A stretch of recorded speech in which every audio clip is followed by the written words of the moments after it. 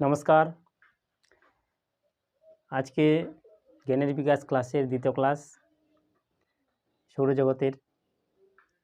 তো কালকে যে পৃথিবীর যে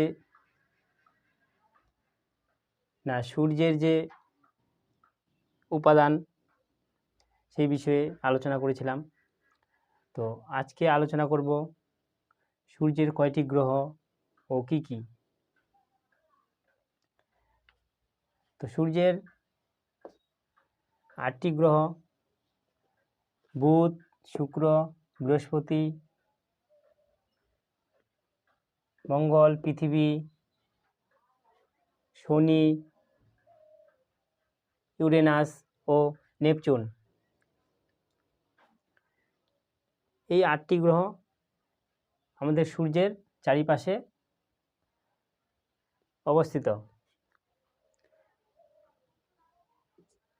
তারপরে 6 নম্বর প্রশ্নে সৌরমণ্ডল কাকে বলে? সৌরমণ্ডল সূর্য এবং তার গ্রহ ও উপগ্রহ এবং অসংখ্য গ্রহাণু ও হাজার ধূমকেতু নিয়ে যে জগৎ সৃষ্টি হয়েছে তাকে সৌরজগৎ বা সৌরমণ্ডল বলে। তো সূর্যের চারিপাশে গ্রহ আছে, উপগ্রহ আছে, যেমন চাঁদ উপগ্রহ, অসংখ্য গ্রহাণুপুঞ্জ যেমন তারা, ধূমকেতু, এইসব নিয়ে সৌরমণ্ডল গঠিত। তো 7 নম্বরে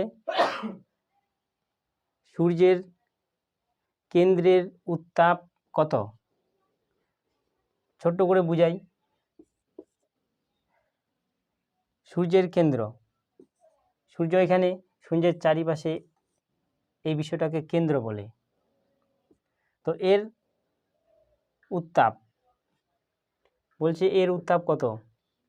তো এর উত্তাপ হচ্ছে প্রায় 4,40,00,000 ডিগ্রি সেন্টিগ্রেড।